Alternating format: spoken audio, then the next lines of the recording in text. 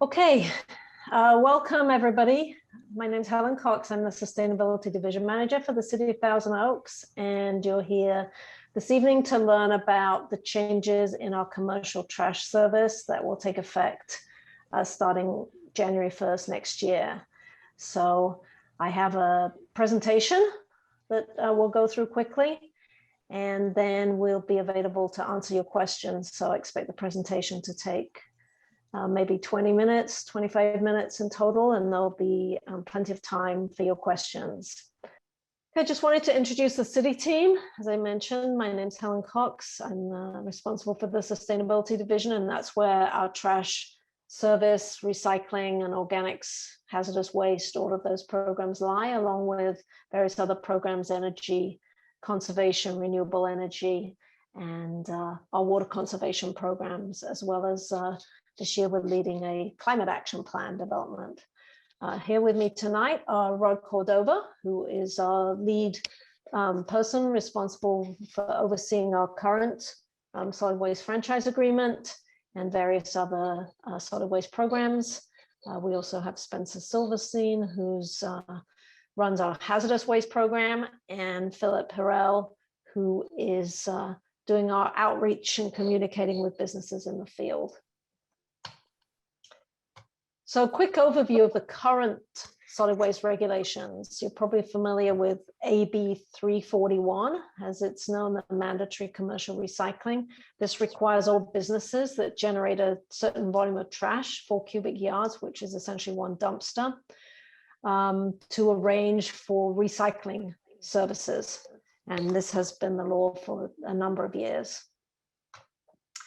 We also have an existing law called Assembly Bill 1826, and this requires businesses that generate 2 cubic yards or more of solid waste material per week. That's trash plus recycled plus organics, all of your solid waste, and multifamily complexes of 5 or more units to recycle organic material.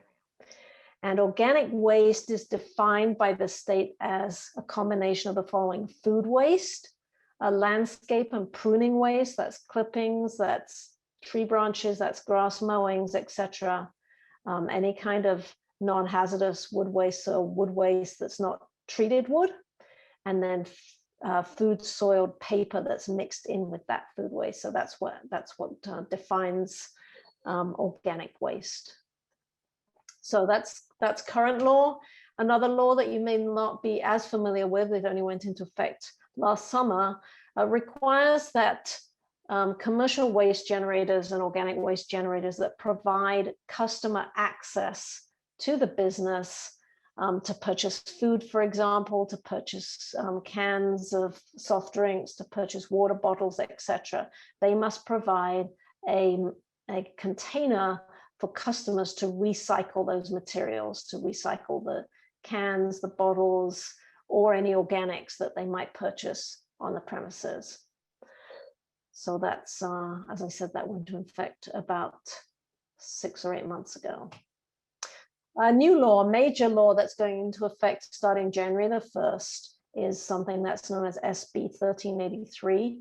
And this is what's commonly known as the organics law, major organics overhaul for the state, but it covers more than just organics. So it requires that everybody has organics collection, both residents and businesses. So those materials that I just talked about that are defined as organics, you have to have collection of those. They have to be recycled and converted into compost or other usable material, fuel, etc. And that service will be provided as part of our new agreement going into effect at the beginning of next year. So that's for both residents and businesses. Some other requirements that don't necessarily affect individuals or individual businesses may affect some of you. There's a food recovery program that the city is required to run, and we will be identifying food waste generators. So supermarkets, catering operations, hotels, etc. Anybody that generates edible food that might now be throwing it in the trash. In future, that will have to be recovered and donated to organizations that can use it to feed needy people. So that program will be going into effect, and we'll be developing that over the next year or so. The state is also requiring a lot more monitoring of these services and compliance. So we will be required to make sure that those recycling streams are clean. In other words, that the recycling container only has recyclables in it, that the organics container only has organics in it, and the city and the hauler are required to do outreach and education along those lines to help you get things into the right stream. And we're required to document those and provide that evidence to the state. So there will be much more emphasis on getting those streams correct. Another thing that will go into effect starting next year is that all of your container colors will be standardized in what most jurisdictions use now, which is sort of the commonly used blue for recycling, black or charcoal for trash, and green for green waste and organics. So those containers will be new starting next year, and they will be color coded accordingly. Okay, to move on now to what the new service will look like starting January 1st. So a couple of months ago, the City Council approved a new contract, 15-year contract with a new provider called Athens Services. I know that we're all familiar with having Waste Management provide commercial service in the city, which they've done for the past several decades. In the past, the city has never been out to bid for a contract, and it has defaulted to Waste Management as they've grown over the years. Last year, the City Council decided to go out to bid for this contract. It's a very large contract, one of the largest that the city has. And Athens Services from Los Angeles were the awardees of that. We have some of their members here tonight, and we'll introduce them in a few minutes. So some of the things that the new contract brings to us is, as I mentioned, the standardized bin color. Everybody will get new bins and new carts. There are some new rates associated that I'm going to share with you in a minute. The rate increases will be limited. They're going to be capped at 4% per year, and generally they'll be less than that. They will follow the consumer price index or the rate of inflation. There will be some new provisions for people who live in multifamily complexes, including some of the services that are currently available to single-family residents. And as I mentioned, there will be increased compliance tracking and reporting. One major change to the commercial service, and that's what I really wanted to talk about this evening, is that traditionally in the city, we've had separate service for garbage, for recycling, and for green waste or organics. And entities have paid based on each of those services added together. That's going to change next year. In order to be compliant with the state requirement for recycling and for organics recycling, these 3 containers are going to be provided as a single, what we call bundle package. So everybody subscribing to trash service will get all 3 of these containers. Now, the size of the container and the frequency of pickup depends on your particular trash volume and will be decided by the individual businesses. But everybody ordering the trash container will automatically get a recycling container of the same size, volume, and an organics container that's quite a bit smaller and based on a formula here that I provided, where essentially it's a small cart, the smallest size cart for every 2 cubic yards of weekly trash. So for example, a very common service that businesses have now is the 3-yard bin, and maybe that's collected once a week. So if they have a 3-yard trash bin, they'll also automatically get the 3-yard recycling bin, and with that, a 96-gallon organics cart. So that's the large green waste cart that residents currently have. And if you have more frequent service, you'll get the same more frequent service with those 3 containers.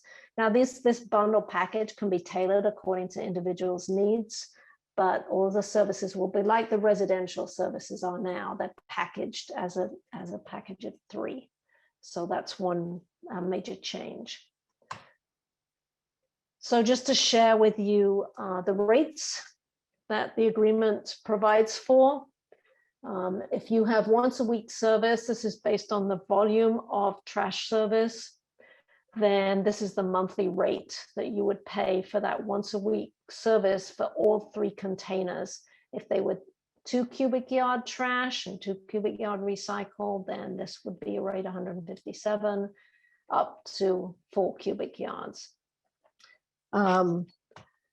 If you had a service that was multiple times a week, and in this case, I'm just showing an example of a 3 yard a week service, then depending on that frequency, then this would be your rate for that bundled service. So this would be 3 yards trash, 3 yards recycling, and a 96-gallon organics cart. This would be your cost. Just to compare that with the current costs for commercial businesses, you'll see that actually for the once a week service, these monthly rates starting next year are actually lower than the current rates if the business has both trash and recycling of that size. And the current rates, remember, do not include the organics. So actually that's a significant discount for businesses. If we look at the 3 yard a week service and compare those to the new rates, then as the frequency increases, the frequency of collection increases, the rates are slightly higher than the current rates, not significantly higher until you get to the 5 or 6 times a week collection. The other rates are a little bit higher, and that increase is driven by the cost of the organics program, the organics disposal, which will be in addition to the recycling and trash. So even though there may be a slight increase for some of you, these increases in these rates are a lot lower than they would have been with either E.J. Harrison or Waste Management, who also bid on this contract, and their rates were as much as 50% higher than what these rates are. So actually, even though there may be some increase, there are lots of new programs being offered here, and a new collection service. And as I mentioned, this is a lot smaller increase than we might have seen. And this is just a matrix or a table showing monthly rates of different container sizes. This again, down the left-hand side would be the trash and the recycling container size, and this would be the number of pickups per week. And these are the monthly rates. Obviously, I don't have time to discuss all of those, but we will be sharing this PowerPoint afterwards. And so you'll have access to these slides and you can go through these if you're interested. Oh, I should also mention that we are recording this, and that the recording will also be available later. So you'll have access to that. One other feature that Athens Services will be bringing to the city is a live truck location dashboard. So if you have access to a computer and you want to know whether your trash truck has been yet on the collection day, or the recycling truck or whatever, there's a means to access that via a live dashboard map. And so you'll be able to easily find that information in real time. Okay, as I mentioned, last year also the council passed a resolution to ban certain single-use plastics, in particular polystyrene. The reason for that is because of the environmental pollution that's caused by polystyrene in all its forms, but mostly as styrofoam.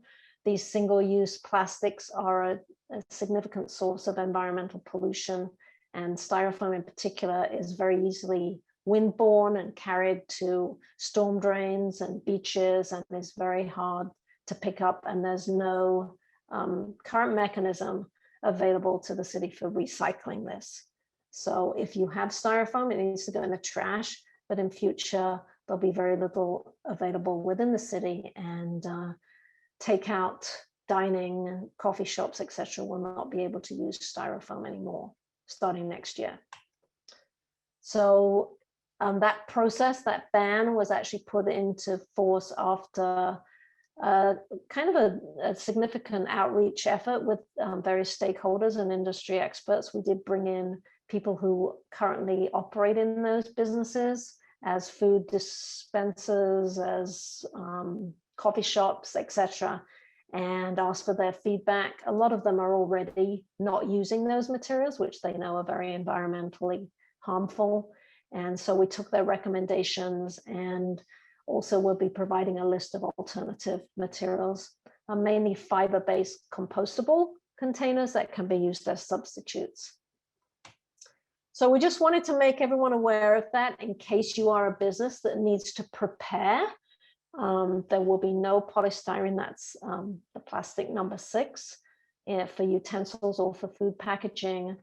Even in ice chests, it will be you'll be allowed to purchase ice chests that have the hard plastic encasing, but not the old style disposable ice chest that's just essentially unencased or unencapsulated polystyrene.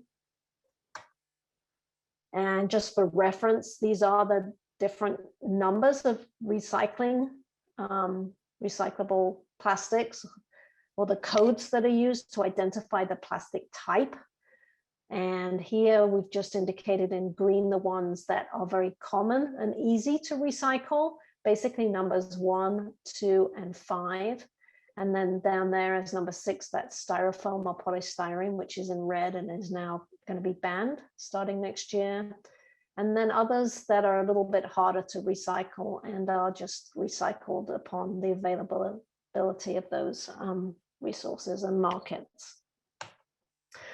Okay, I just now wanted to introduce Athens Services as our new provider. They have some of their personnel are here tonight. They're going to introduce themselves and tell you a little bit about themselves. So I will hand over to Matt Troutz. Hey, good evening, everybody. Thanks for coming on the call tonight. And as a 25-year Conejo Valley resident and current Thousand Oaks resident, I want to applaud the city for the polystyrene ban. Hats off, guys. Great move.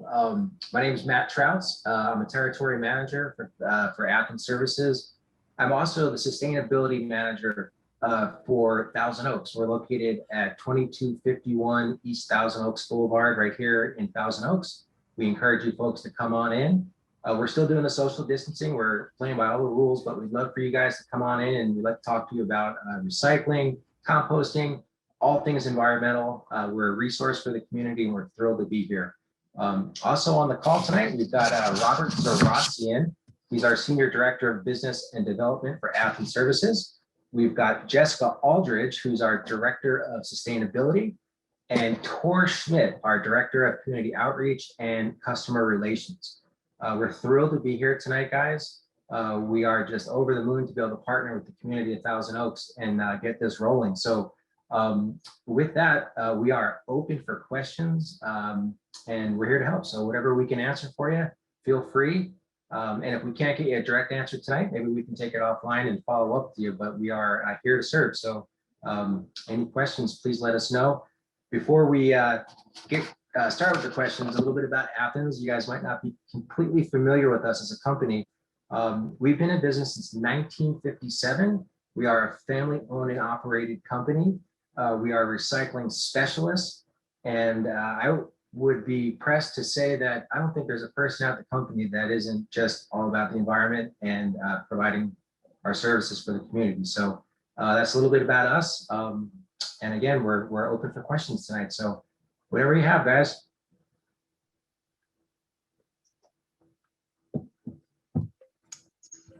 So this is the location of the Athens Service Center here. It's almost opposite, right opposite City Hall. And that's where Matt is located. So anytime you need a walk-in center, which we have not had in the city, you just want to walk in, ask questions, get services, that's where that center is located, right on Thousand Oaks Boulevard. We're directly across from the lake. So come on in, guys. We're happy to answer questions. We've had quite a bit of foot traffic. I have to admit, the community seems to be engaging quite a bit. So keep it up. We're here.